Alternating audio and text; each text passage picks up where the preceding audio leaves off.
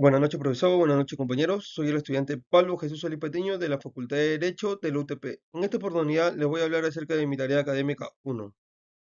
Contextualización. Introducción. Se propuso un caso real donde se identifica un juez peruano, sea civil, penal, laboral o constitucional, que haya resuelto un caso complejo o difícil no solo a partir de las normas jurídicas, sino con criterios morales. Teniendo en cuenta los diferentes aportes jurídicos como el positivismo excluyente de Kelsen, el positivismo incluyente o metodológico de Hart, el positivismo crítico de Ferrajoli o el realismo jurídico de Ross y su apartamiento del positivismo. Finalmente, se busca elaborar propuestas de inconstitucionalidad de algunas normas jurídicas vigentes según el caso estudiado. Caso. Antecedentes. El caso de expediente número 01470-2016, proceso de habeas corpus, Tribunal Constitucional, que tuvo lugar en la ciudad de Arequipa, es un ejemplo relevante de cómo el Tribunal Constitucional de nuestro país abordó un caso muy complejo vinculado al derecho fundamental de la alimentación. Este proceso comenzó con una demanda de habeas corpus, el cual fue reconvertido a un proceso de amparo debido a la naturaleza de los derechos involucrados. El caso giraba en torno al cierre del Centro de Apoyo Nutricional de Arequipa, el cual proporcionaba alimentos diarios a personas en situación de vulnerabilidad, incluyendo niños, adultos mayores y desempleados.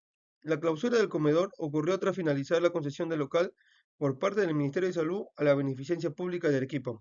La parte demandante alegó que el cierre violaba el derecho fundamental a una alimentación adecuada, a la vida, a la tranquilidad, a la paz social, a la salud y al bienestar social. El Tribunal Constitucional, en su fallo, ordenó al Gobierno Regional de Arequipa reabrir el comedor popular, considerando que su clausura generaba un atentado irreparable a los derechos fundamentales de las personas beneficiarias del centro de apoyo. Se van a mencionar cuatro propuestas estudiadas. 1. El positivismo excluyente de Kelsen. Bajo una mirada kelseniana estricta, el derecho debería ceñirse exclusivamente a las normas establecidas en el ordenamiento jurídico nacional, es decir, la Constitución y las leyes nacionales, sin importar si estas normas incluyen o no una protección explícita del derecho a la alimentación. Sin embargo, el Tribunal Constitucional en su resolución integró consideraciones morales y de derechos humanos, interpretando la Constitución a la luz de tratados internacionales que reconocen los derechos como la alimentación adecuada. 2. El positivismo incluyente o metodológico de Hart. Este caso pone en manifiesto la importancia de la interacción entre el derecho y la moral en la práctica judicial, lo que se alinea con el enfoque de Hart, que reconoce que la aplicación del derecho no puede ignorar las realidades sociales y los valores de la comunidad. 3. El positivismo crítico de Ferrajoli. Es especialmente relevante en contextos donde el Estado de Derecho es frágil o existen riesgos de autoritarismo. Al promover una visión de derecho que proteja los derechos fundamentales y garantice un control sobre los abusos de poder, esta corriente ha sido influyente en la construcción de constituciones modernas y en la interpretación de sistemas jurídicos democráticos. 4. El realismo jurídico de Ross y su apartamiento del positivismo. El realismo jurídico de Roth se centra en lo que los jueces realmente hacen en la práctica, más que en lo que las normas jurídicas dicen formalmente. En el caso, lo que importa para un realista como Ross no es únicamente si se aplicó el procedimiento penal conforme a las normas formales, sino cómo los jueces y tribunales interpretaron y aplicaron las normas durante el proceso penal. Si el habeas corpus fue presentado por violaciones a los derechos fundamentales, el realismo jurídico enfatiza la necesidad de estudiar todos los procesos judiciales concretos, así como los jueces de instancias anteriores interpretaron dichas pruebas. Para Ross, el derecho no solo es un conjunto de normas, sino todo lo contrario, las acciones que toman los jueces frente a las normas. Conclusiones. A partir del caso estudiado se ha llegado a las siguientes conclusiones. 1. En el caso estudiado, donde se presentó un recurso de habeas corpus, se plantea un conflicto en torno a la protección de derechos fundamentales frente a la posible violación de las garantías procesales y los derechos humanos durante su proceso penal. Asimismo, nos invita a reflexionar sobre la existencia de normas que, aunque formalmente son vigentes, podrían ser consideradas inconstitucionales por atentar contra los derechos fundamentales establecidos en la Constitución peruana y en los tratados internacionales. 2. En cualquier Estado de Derecho, las normas deben estar subordinadas a los principios constitucionales, especialmente cuando se trata de derechos fundamentales como el derecho a la libertad, a la integridad física y el debido proceso. El caso subraya la importancia de asegurar que las normas penales y procesales sean compatibles con los derechos garantizados en la Constitución, tales como el acceso a una defensa adecuada, el derecho a un juicio justo y a la presunción de inocencia. 3.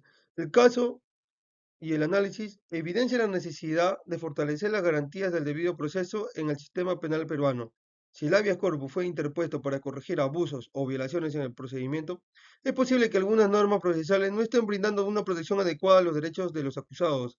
Esto puede ser indicativo de que la vigencia de normas que no respetan los estándares internacionales de derechos humanos y por lo tanto deben ser revisados. 4.